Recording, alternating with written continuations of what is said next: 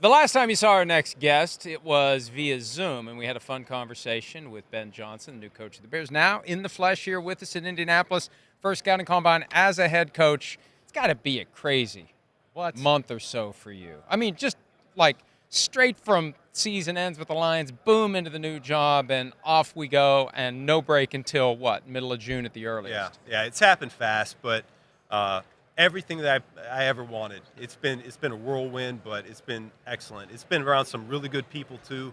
Ryan Poles, Kevin Warren, George McCaskey. They made this whole transition seamless as it could be.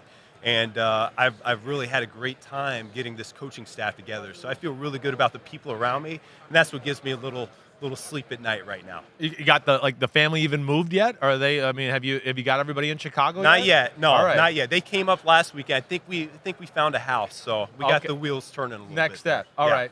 Next thing off of that, there's been a lot made about you're stealing the Lions coaches. What are you doing? You're so mean. What a jerk you are. No, but I'm dead serious. Like, how does that work? How does that work? The conversations you have with Dan Campbell and the Lions. Yeah. Listen, I was very forthright with Coach Campbell, and that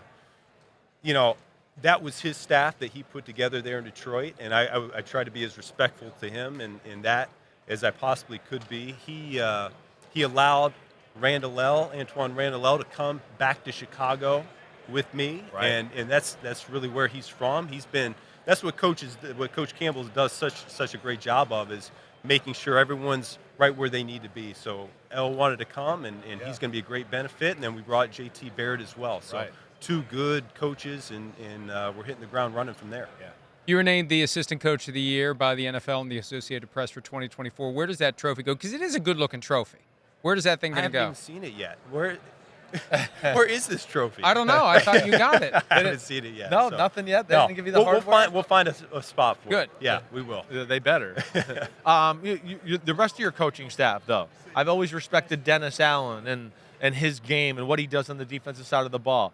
Like, how do you come to fruition about hiring a guy like that? Is it more like just about the interview and what he impresses you there? Or do you go back into your history playing against him a little bit and are like, man, he was a pain in the ass and gave me problems, and that, meant something to me? Yeah, listen, I was very deliberate in terms of the interview process. A lot of really good candidates, particularly for the defensive coordinator spot, and settled on Dennis. He was available, and he's going to do a phenomenal job. He's helped me so much so far, just with the head coaching, some of the pitfalls that could pop up as I'm getting going here. But he's got a great vision for what he wants that defense to look like, what Chicago Bears defense is going to look like going forward. And listening to him talk about the types of players we want at each spot to the scouts, it was very refreshing to me. He's detailed, he's meticulous, and I think we're going to have a great working relationship. Yeah, cool. You're known for your trick plays. Is there a trick play you've drawn up and you've looked at it and said, no? And if so, what is it? No. I think I love we it. like to push the limits a little bit, and so there's a million different things you can do out on the football field, and we're just trying to dabble here and there and see where it can take us. So we like to have our antennas out and feelers, and there is no bad idea out there, and we'll see how much we do this year. There was one game where Penei Sewell looked like he was ready to throw a pass, and it is very rare for an offensive lineman to throw a pass. The best part of that was he threw a dime every single time in practice. We probably took that for 3 weeks, and it was a dime. It was better than some other people. Right. Jared Goff. He's pretty darn good throwing on the move. So he's a freak. I like it. Yeah. Well, when we were at the Super Bowl, Roma Dunze came on, and he talked about your trick plays. And he said, I could throw it. He's like, my arm's ready. So you got somebody that's going to be ready to volunteer. I can tell you that much. Yeah. I saw Braxton Jones in the weight room the other day, and I asked him if he knows how to catch the ball. So we'll see where we're going. Okay. Yeah. All right. Off of that, when we talked to you a few weeks ago, right after you'd been hired, you'd only, exchanged pleasantries with Caleb Williams at that point. Have you gotten more of a chance to talk to him here in the last few weeks? Not specifically about football. It's more just getting to know him and a little bit about his experience since he got to Chicago.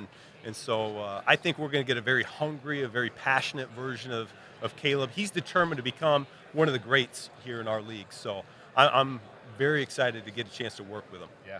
How involved will you be in the decision making as to the pursuit of free agents? When to go after guys, which guys to go after, how much to spend? Is that front office, or are you going to be part of that too? We're taking a collaborative approach with that, and so Ryan and I, we've really started to forge our relationship over the last 5 weeks. Spend time every single day together. I have a lot of respect for his process. I've been able to sit into some draft meetings so far and to listen to his scouts. They're going boom, boom, boom, and just everything's rolling on along like you would expect from a unit that's been together for a few years now. So I'm looking forward to contributing wherever we can. I do know this: the coaches' voices are going to be heard, and Ryan and I will be able to come to a good decision and plan of attack. Your voice. How do you manage implementing the offense, right? Like I played for John Gruden where like day one, it was just like, here's the whole book. You got to learn 100 plays right away, right?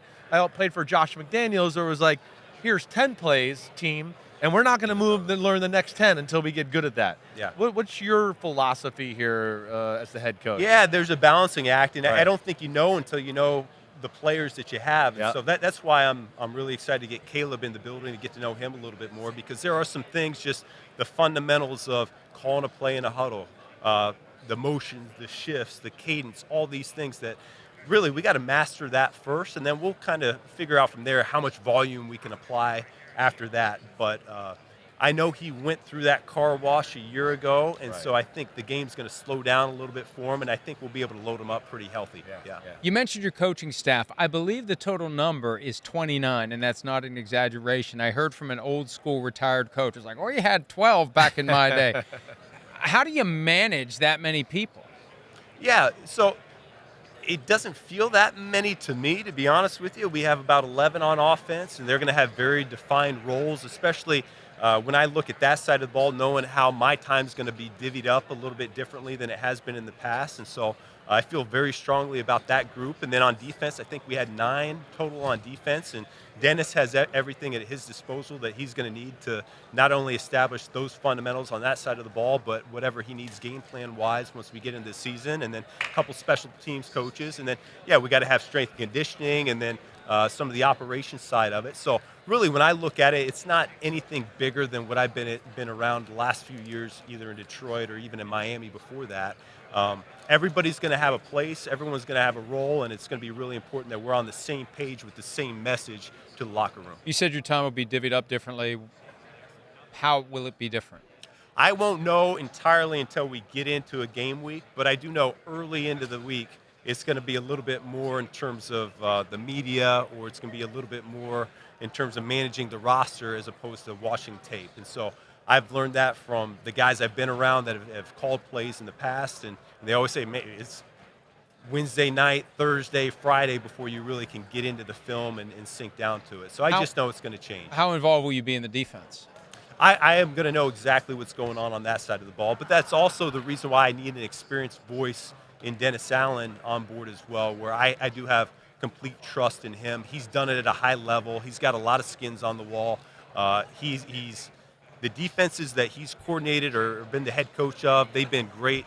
Red zone, third down, all the things that were important to me, that's what showed up for him over the course of his career the last 10 years. I've been asking some coaches and GMs, like, what's the hardest position do you evaluate? Or maybe even the most annoying, right? And then we've got a variety of answers, right? Is there one for you that you kind of look at and go, damn, this is work evaluating this position, or it's hard to always be right about it? Do you have one that's a kryptonite? Well, hey, I'll be honest. I love everybody on the offensive side of the ball. Yeah. Defensively, I can watch defensive linemen and linebackers all the time. Corners, I can see them compete. Safety position's the one for me. It's as I'm winning a getting lot into right it. now. Yeah, Right. that's the one I gotta get a little bit better at going forward. Gotcha. It's surprising. I mean, we've probably asked 10 people, and I'm telling you, 7 have said safety so Safety, far. yeah, That seems yeah. to be the one. Who's your mentor that isn't currently coaching, like a retired coach, or even anybody who's not in football? Yeah, shoot. I've got a number of those guys.